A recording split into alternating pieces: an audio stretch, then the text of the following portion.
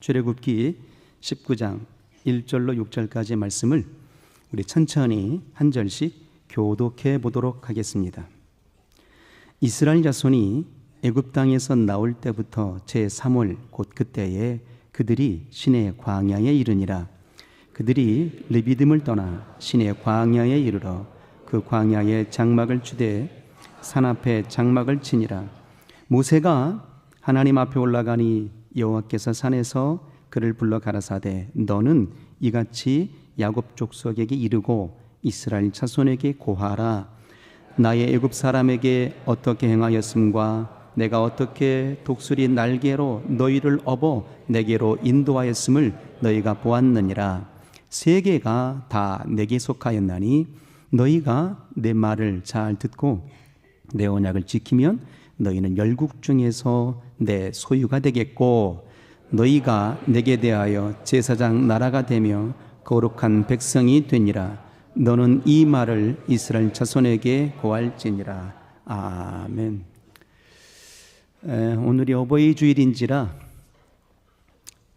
우리 부모의 조상들을 다시 한번 깊이 상고하는 마음으로 들여다봤으면 좋겠고, 그리고 우리 조상들을 통해서 일궈내셨던 그의 가정의 모습을 들여다보면서 하나님께서는 이 땅에 살아가는 우리 인생들에게 어떤 마음으로 가정을 허락해 주셨을까의 그의 의미를 곱씹으면서 은혜를 나누어 보기를 원합니다. 어제 그제 이제 어버이의 날이었잖아요. 그래서 아마도 각각의 가정들마다 좋은 시간들, 행복한 시간들을 보내셨으리라고 생각이 듭니다. 그렇게 보내셨죠? 안 보내신 분 있나 봐요. 저희 가정도 목요일 날 이제 우리 자녀들과 함께 이제 식사를 하러 이제 식당에 갔죠. 한참 식사를 하는데 맞은편에 앉아 있는 그 가족들을 보니까 그것도 그림이 딱 어버이날 즈음해서 이제 부모님에게 감사하는 마음으로 식사를 하는 것 같아요. 한참 식사를 하는데 집사람이 그래요.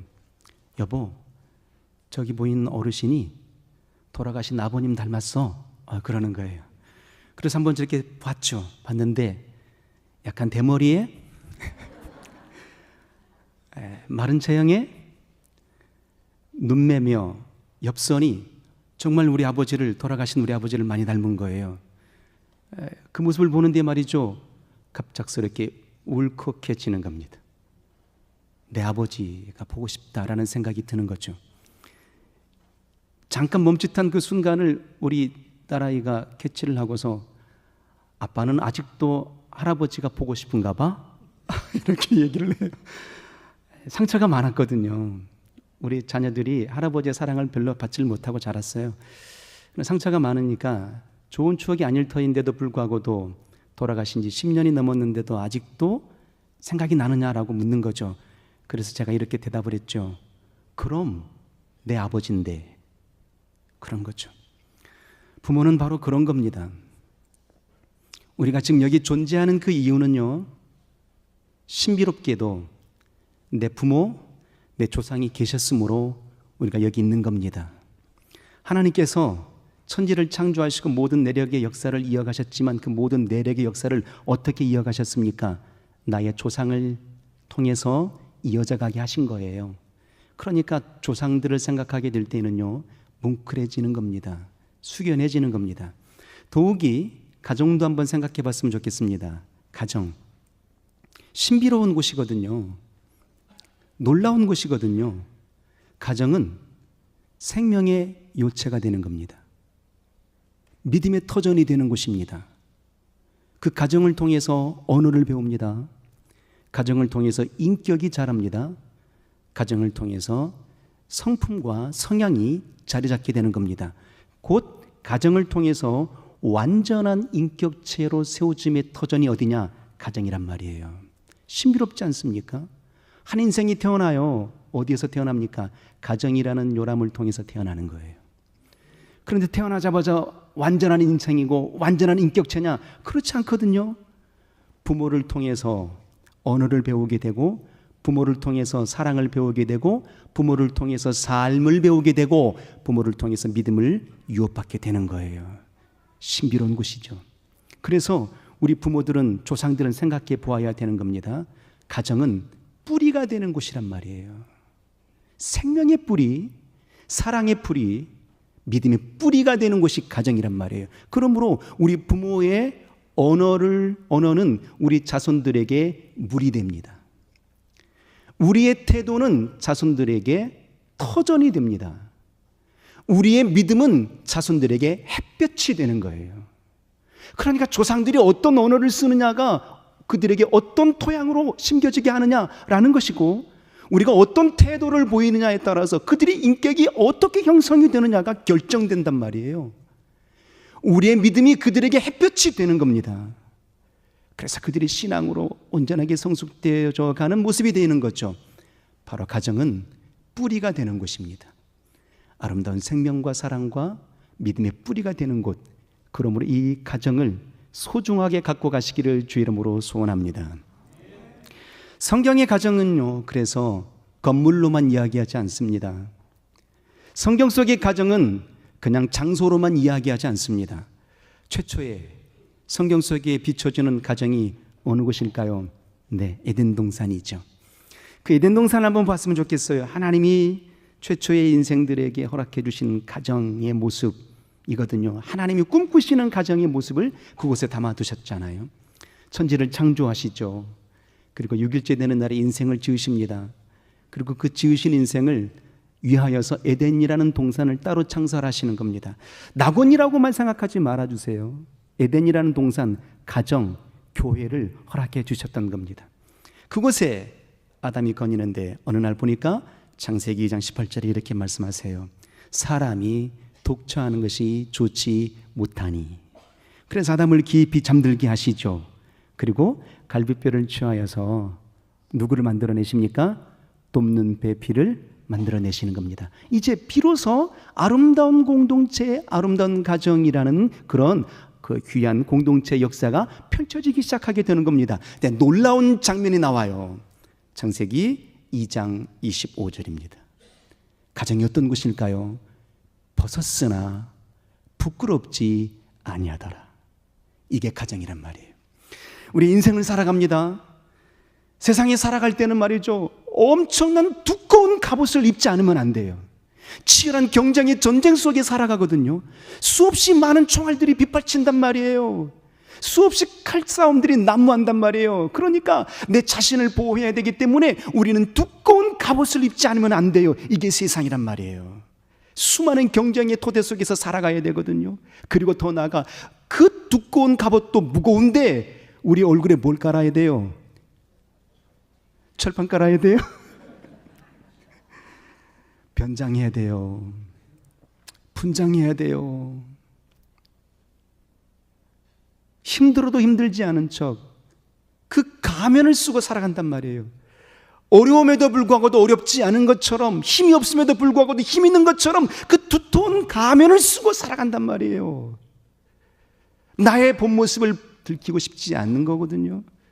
그러니까 마치 능력 없어도 능력 있는 것처럼 그렇게 가면을 쓰고 살아가요. 힘이 없어도 힘이 있는 사람처럼 살아간다고요. 왜요? 가면을 써야만 되거든요. 그렇지 않으면 먹히니까. 그런데 그렇게 두꺼운 갑옷과 그렇게 얼굴에 두터운 변장을 하고 살아도 가면을 쓴 인생이랄지라도 가정에 들어오면 어떻게 하죠? 모든 것들을 다 내려놓는단 말이에요. 그곳이 가정이거든요. 벗었으나 부끄럽지 않은 곳. 완전하기 때문에 가족이 아니에요. 능력 있기 때문에 가족의 구성원이 아닌 거예요. 힘이 없어도, 지식이 없어도, 배움이 없어도, 학벌이 없어도, 가진 것이 없어도 가족이란 말이에요. 그래서 그 가족들은 서로가 서로에게 어깨를 내어줍니다. 가정의 구성원들은 서로가 서로를 신뢰해주고 믿어준단 말이에요. 이것이 바로 하나님이 꿈꾸시는 가정의 세계였죠. 그래서 그 가정을 통해서 어떤 역사가 일어납니까? 하나님과 깊은 사귐의 관계가 이루어지는 곳이에요. 관계와 관계가 사랑으로 맺어지게 되는 곳이에요. 생명이 잉태가 되는 곳이에요. 믿음이 유업으로 이어지는 곳이란 말이에요. 이러한 가정을 하나님이 꿈꾸셨죠. 그래서 가정은 어떤 곳이냐? 믿음의 뿌리, 사랑의 뿌리, 생명의 뿌리가 되는 곳이에요. 이 가정을 아름답게 갖고 가야 되는 그 거룩한 역사의 분량을 우리는 사명으로 받은 겁니다. 그냥 가정이니까, 우리 집이니까 밥 먹는 곳이죠, 잠자는 곳이죠, 이렇게 치부할 곳이 아니란 말이에요. 정말 이 가정은 하나님 우리에게 펼쳐주신 곳이거든요. 믿음의 뿌리로서 펼쳐주신 곳이란 말이에요. 우리가 한번 생각해 보게 될 때 말이죠, 어릴 때에 부모님들을 생각해 보게 되면 지금 나의 모습은 누구를 통해서 왔느냐 이 말이죠. 우리 가정의 부모를 통해서 우리가 유업으로 받은 것 아니겠습니까? 저도 어릴 때의 기억은요, 우리 아버지가 무척 엄하셨거든요. 그래서 아주 명확한 지침과 가르침이 있었습니다. 부모를 공경하는 것, 공대하는 것, 형제를 사랑하는 것, 그리고 우리 할아버지가 둘째 부인을 얻으셨거든요. 그래서 상처가 있으셔서 늘 곱씹어 주셨어요. 너는 결혼하거든 한 여자만 사랑해라. 그래서 지금 제 아내만 사랑합니다. 한 여인만 사랑해라. 이게 저의 가르침이었어요. 그리고 또 한 가지 가르쳐 주셨죠. 내가 이 땅에서 열심을 다하고 최선을 다하면 하늘도 도울 것이다 라고 최선을 다하는 인생을 가르치시고 주지시켜 주셨죠. 그것이 저의 좌우명이 된 것입니다. 저의 인격이 된 겁니다. 제가 살아갈 방향이 된 겁니다. 그래서 지금도 저는 열심히 살아가려고 애쓰거든요. 제가 예배당 사역하다 보면요, 어르신 권사님들이 저를 무척 이뻐라 하십니다. 왜 그럴까요? 공손하거든요. 아주 공손하다고요. 누구에게 배운 겁니까? 교회에서요? 물론 교회에서도 배웠죠. 그러나 내 아버지, 내 어머니에게서 배운 겁니다. 바로 내 가정은 뿌리가 되는 곳이었단 말이에요. 성경에 모세라는 인물을 봅니다. 얼마나 대단한 지도자입니까? 가장 뛰어난 지도자죠. 이스라엘 민족에서 가장 뛰어난 지도자라고 해도 손색이 없을 만큼의 위대한 사람입니다. 그런데 처음부터 그랬습니까? 그 위대한 지도력과 그 위대한 신앙이 어디서 출발했겠습니까? 모세가 태어났을 때는요, 아주 엄혹하고 냉정한 시대였거든요. 사내 아이를 낳으면 다 죽이라. 히브리 민족이 강성해지니까 노예로 살아가는데 숫자가 많아져. 그래서 바로가 명령을 내리는 겁니다. 히브리 여인이 아이를 낳을 때, 사내 아이를 낳게 되면 다 죽이라 했단 말이에요. 그런데 그의 모세의 어머니 엘가나가 모세의 어머니가 누굽니까? 요게벳이 말이에요. 아들을 보니까 너무 사랑스러운 거예요. 그 사랑스러운, 보통 아들을 다 사랑스럽지 않겠습니까? 당연지사인데 성경의 표현은 그렇습니다. 사랑스러운지라 그 아들을 죽이지 않아요. 석 달을 키운단 말이에요. 그 아버지 아므람과 함께 요게벳이 석 달을 키워요. 얼마나 지극정성으로 키웠겠습니까? 그런데 이 아이가 자라가면서 백골이 커지더니 울음소리도 커진단 말이에요. 도무지 더 이상 키울 수가 없게 된 거죠. 어째서일까요? 슬픔과 회한 섞인 그 모습으로, 안타까운 모습으로 갈대 상자를 만들죠. 그리고 그 갈대 상자에 모세를 태워서 나일강에 떠내보내려는 겁니다. 그의 누이 미리암이 보는 거죠. 어떻게 되나. 그런데 신비롭게도 그때 그 나일강에서 바로의 공주가 목욕하고 있었어요. 그리고 그 아이를 데려가게 되는 겁니다. 그때 그의 누이가 말하는 거죠. 히브리 사람 중에 내가 유모를 아는 사람이 있습니다. 내가 소개해드릴까 했죠. 그래, 데려오라. 그래서 모세가 누구의 손에서 의해서 자라게 되죠? 바로의 궁정에서 자라가게 되는데, 바로의 궁정에서 자라갔지만 짧은 기간 동안일지라도 누구를 통해서 그의 삶과 그의 인격과 그의 신앙이 형성되게 되었을까요? 그의 어머니 요게벳입니다. 젖먹이였거든요. 유모였거든요. 그래서 어머니는 그 모세를 양육할 때 짧은 기간이었다 할지라도 분명한 사실은 성경에 기록되지 않았지만 이와 같은 사실을 주지했을 거예요. 너는 히브리 사람이다. 너의 하나님은 유일하신 하나님이시다. 하나님은 너와 함께 하시고 우리와 함께 하신다. 그러므로 너는 하나님을 떠나서는 되지 않는다라고 신앙과 인격의 역사의 세계에 대해서 주지해 줬던 겁니다. 그러니까 모세의 그의 모든 삶의 중심에는 짧은 기간이었다 할지라도 모세는 누구에게서 배운 거예요? 그의 어머니를 통해서 배운 겁니다. 그리고 여차여차해서 중간 생략하고 40세에 큰 일을 치르게 되죠. 살인하게 됩니다. 당신의 민족을 위해서, 히브리인을 위해서 살인하게 되지만 결국 쫓겨나게 되고 미디안 광야에서 40년을 양을 치게 됩니다. 80세가 된 겁니다. 그날 시내산에서 불꽃이 일어나요. 나무는 타지 않는데 불꽃이 활활 타요. 신비로워서 그곳에 올라갔죠. 하나님이 그를 부르시는 장면이었습니다. 내가 선 곳은 거룩한 곳이니 내 신을 벗으라. 그리고 내 백성을 출애굽시켜라 였습니다. 이 장면 속에서 다섯 번의 거절을 모세가 하게 되는데요, 첫 번째와 두 번째의 그의 거절의 장면들 속에 아주 가정 속에서 그가 배워냈던 그 역사의 세계를 묻어내게 되는 겁니다. 그래서 가정이 얼마나 깊은 뿌리를 내리는 곳인가를 발견하게 되는 거예요. 첫 번째 거절의 장면이 무엇입니까? 내 백성을 출애굽시켜 내라, 인도하여 내라 했을 때 모세의 첫 번째 거절이 뭐였죠? 내가 누구 관대 하오리까? 당신의 정체성이 모호했던 겁니다. 내가 히브리 사람인가? 내가 바로의 왕자인가? 내가 양치는 목동인가?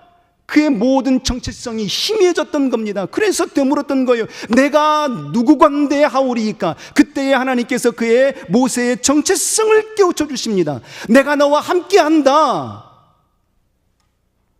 내가 너와 함께하는 인생이야. 그러므로 너희는 내 백성과 함께 이 성산에서 나를 섬길 거야 라고 말씀하시는 겁니다. 곧 모세를 향해서 말씀하시는 거예요. 너는 하나님과 함께하는 존재야. 그리고 너는 하나님께 예배하는 존재야 라고 그의 신앙의 정체성을 일깨워 주십니다. 자, 그런데 이 신앙의 정체성을 누구에게서 배웠죠? 어머니에게서 배운 거잖아요. 그 배움의 역사를 다시 하나님이 일깨워 주신단 말이에요. 너 생각해보라. 네가 비록 40년 동안 이 광야에서 양을 치고 있는 목동으로 살아갔지만 너의 신앙의 중심의 토대를 생각해보라. 내 어머니가 무엇을 가르쳤는지. 하나님이 너와 함께한다고 가르치지 않았니? 너는 하나님께 예배할 자라고 가르치지 않았니? 하나님은 유일하신 하나님이라고 가르치지 않았니? 라는 그 사실을 다시 주지시켜주는 겁니다. 가정이 그래서 중요한 거예요. 우리 조상들의 삶이 중요한 겁니다. 내가 말하는 역사는 우리 자손들에게 토양이 되는 거예요. 내가 그들에게 대하는 태도는 그들에게 물이 되는 거예요. 내가 그들에게 비춰주는 믿음의 역사는 햇볕이 되는 거예요. 그들이 어떤 모습으로 자라가게 할 거냐, 그들이 어떤 모습으로 성장되고 성숙되게 할 거냐, 그들의 신앙의 정체성은 어떻게 세워갈 거냐, 그들의 삶의 모습은 지평은 어떻게 열어갈 것이냐 할 때에 그들의 모든 삶의 방향성과 지평의 세계에는 바로 우리와 저와 여러분의 조상들을 통해서 세워진단 말이에요. 어디에서요? 가정 속에서. 그 역사를 하나님의 모세에게 깨워주고 있는 겁니다. 두 번째 거절합니다.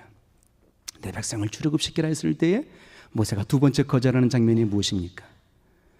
내가 하나님을 만났다 하게 되면 하나님의 이름이 무엇이냐고 물어보실 터인데에 나는 하나님이 이름이 무엇인지도 몰라요. 나는 하나님이 누군지 잘 몰라요 였던 겁니다. 그때 하나님 말씀하시죠. 나는 스스로 있는 자니라. I am that I am. 나는 곧 나야 라고 그렇게 선언해 주는 겁니다. 이 역사의 장면 누구에게서 배운 거죠? 모세의 어머니 요게벳을 통해서 배운 겁니다. 그래, 내 하나님은 유일하신 하나님이시지, 창조의 하나님이시지. 이 역사의 신앙의 토대를 배우게 된 겁니다. 어디에서요? 가정에서요.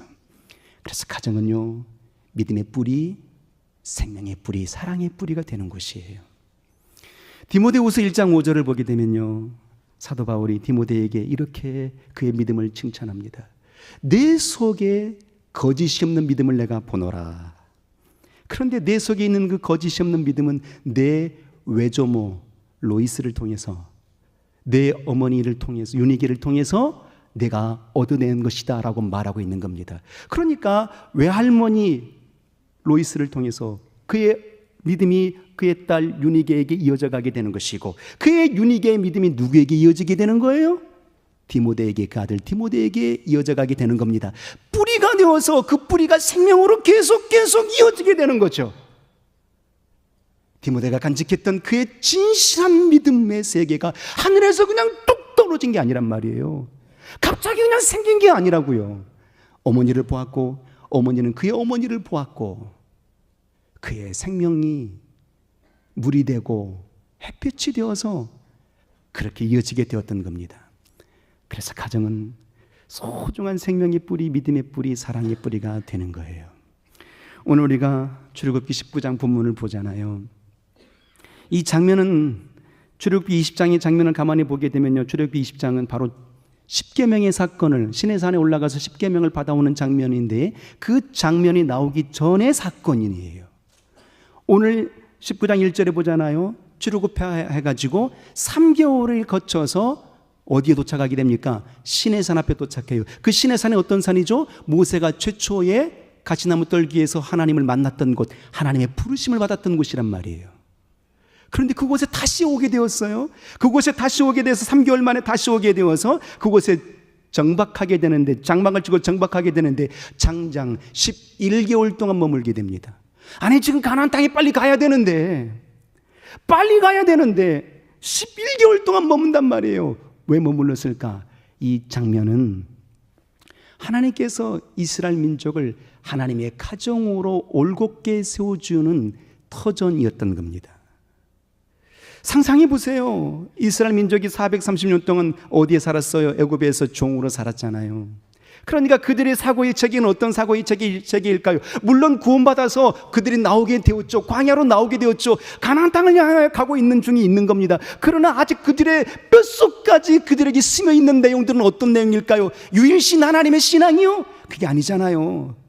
애굽 땅에서 섬겼던 바로의 이방신들의 사상들과, 그리고 더 나아가서 그들이 종으로 살아갔던 벽돌 굽는 역사들, 그리고 괴로움을 당했던 일들, 그것들이 뼛속같이 그들 속에 있었다고요.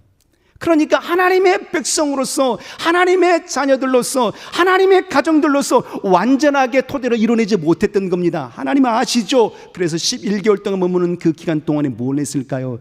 하나님이 꿈꾸시는 가정의 세계를 오늘 이 장면 속에서 보여주는 거예요.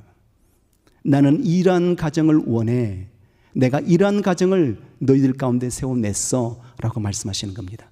자, 그러면 하나님이 18분밖에 안 남아가지고요, 이렇게 대충 하지는 않을 거예요. 걱정하지 마시고 오늘 이 본문 속에 짧지만 아주 엑기스만 뽑아서 8분 내에 정리해 보도록 하겠습니다.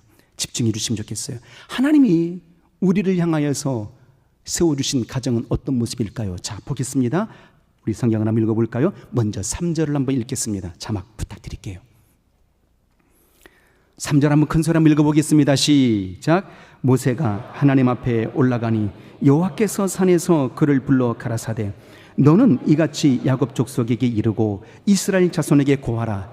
지금 이스라엘 백성들이 시내산 앞에 정박했잖아요. 장막을 쳤단 말이에요. 11개월 동안 머무는 기간에 초입에 이르게 된 겁니다. 그런데 그때 모세가 시내산에 오르기 전에, 율법을 받아오기 전에 뭘 명하고 계십니까? 너는 이스라엘 자손에게 이와 같이 고하라, 선포하라, 선언하라고 명하십니다. 그런데 그 선언하라 하신 명령이 뭐일까요? 내가 너희에게 원하는 가정은 이런 가정이야 라고 선언하신 장면이에요. 4절 보시겠습니다. 무척 감동스러운 장면이 나옵니다.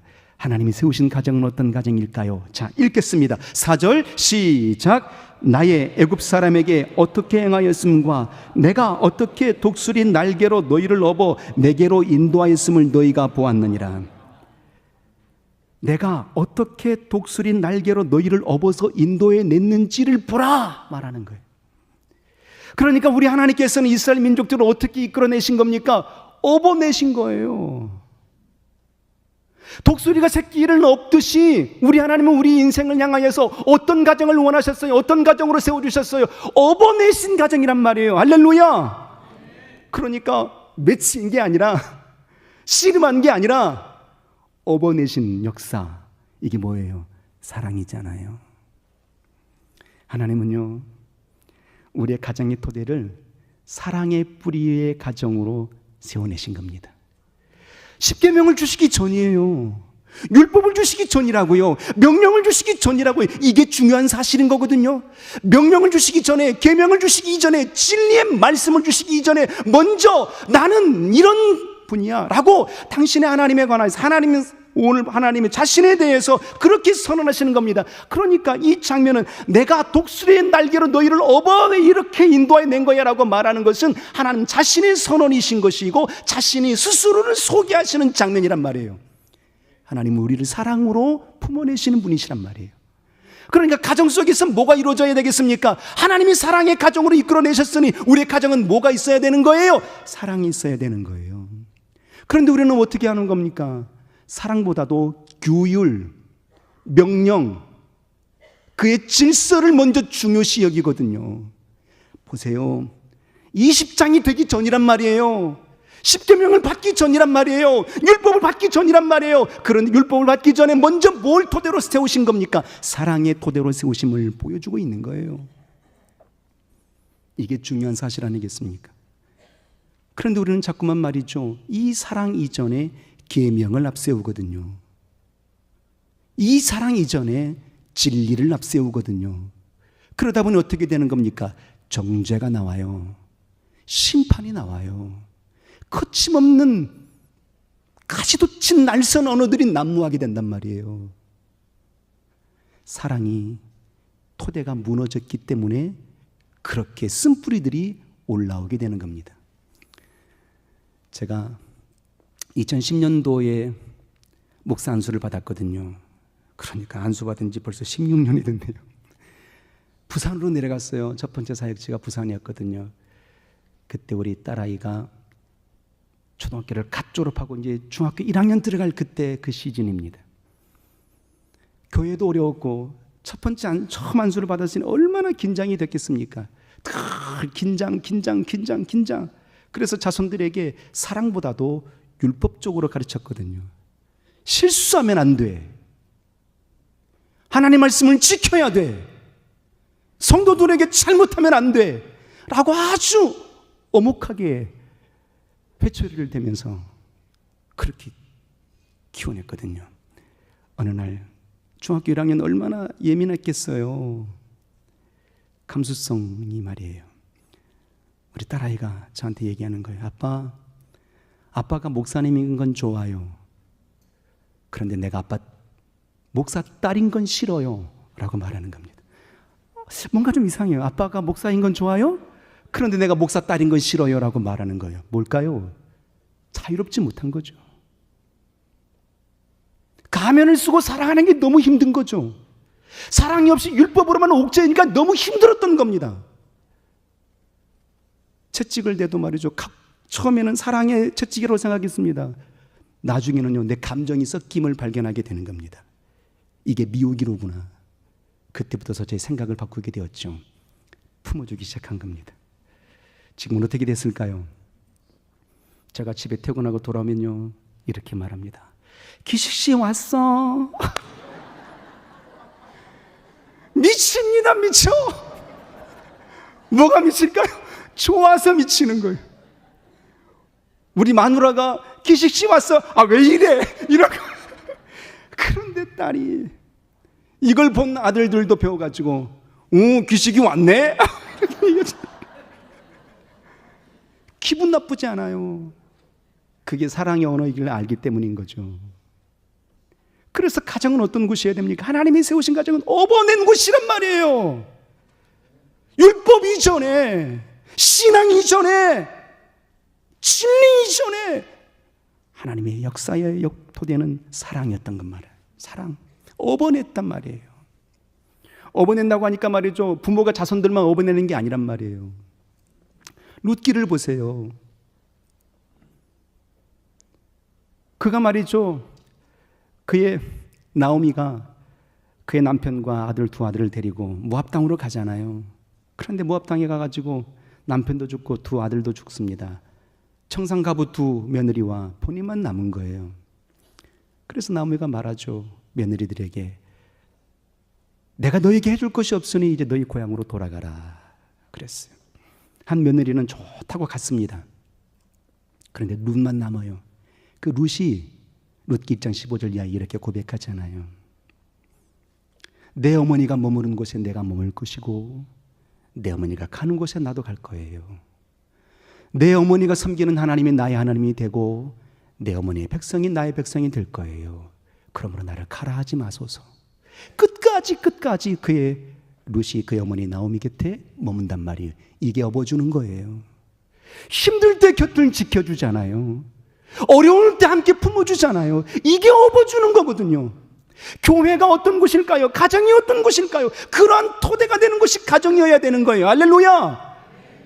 그런데 우리는 자꾸만 먼저 말씀을 생각해, 진리를 생각해. 물론 오늘 6절 시간이 없으니까 5절 한번 보겠습니다. 이 사랑의 토대로 그냥 끝나지 않냐고 5절 한 번만 읽고 마치겠습니다. 5절 시작. 세계가 다 내게 속하였나니 너희가 내 말을 잘 듣고 내 언약을 지키면 너희는 열국 중에서 내 소유가 되겠고. 뭘 지키면? 내 말을 듣고 내 언약을 지키면 이제 비로소 사랑의 토대 위에 뭘 심어내는 거예요? 진리를 심어내는 거잖아요. 내 말을 듣고 내 언약을 지키면이라는 겁니다. 사랑이 없는 진리는 율법이 되는 겁니다. 정죄가 되는 겁니다. 그런데 율법이 없는, 진리가 없는 사랑만 있게 되면 어떻게 되겠어요? 방임이 되고 방종이 되는 거죠. 그래서 하나님은 말이죠, 체계가 있는 거예요. 우선순위가 있는 겁니다. 먼저는 사랑이어야 돼. 그 사랑의 토대 위에 방종과 방임이 되지 아니할 수 있도록 진리의 말씀을 새기라, 진리의 말씀을 듣고 기억해내라 하심인 겁니다. 비로소 그것이 아름다운 공동체, 아름다운 가정, 아름다운 교회가 되는 거죠. 그런데 교회가 말이죠, 사랑이 없고 율법만 있으면 어떻게 되는 거예요? 왜 그것밖에 못 하십니까? 라고 말하는 거예요. 어렵고 힘들 때 어떻게 할까요? 다 손 털고 가버리는 겁니다. 어렵고 힘들 때에 지켜내라고 우리를 직분자로 세우시고 성도로 불러내셨는데 결국 어렵고 힘들 때에 그의 사랑과 진리가 없으므로 떠나는 겁니다. 손 터는 겁니다. 우린 그럴 수 없는 겁니다. 다시 정리합니다. 가정은 사랑의 뿌리가 내려지는 곳입니다. 가정은 진리의 토대로 자라가는 곳입니다. 그래서 우리 조상들의 언어는 우리 자손들에게 삶의 토대가 되고, 우리 조상들의 태도는 그들에게 물이 되고, 우리 조상들의 믿음은 그들에게 햇볕이 되는 겁니다. 이 어버이날 자손들에게 선물 받는 것으로 족하지 마시고, 나는 어떤 가정을, 하나님이 기뻐하시는 가정을 무엇으로 이뤄내시길 원하시는가를 생각하시고 고민하시면서 그렇게 살아내시기를 주님의 이름으로 소원합니다. 기도하겠습니다. 우리 시간 기도할 때 생명의 하나님, 하나님은 우리를 업어내신 하나님이시오니 우리의 가정은 사랑의 토대로 세워지게 하여 주옵소서. 그의 사랑의 토대 위에 진리로 자라가게 하여 주셨사오니 진리의 뿌리를 내릴 수 있는 우리 가정 되게 하여 주옵소서. 조상된 내 언어와 내 삶이 자손들에게 본이 될 수 있는 토대가 되게 하여 주옵소서 하고 합심하여 기도하겠습니다. 살아계신 하나님,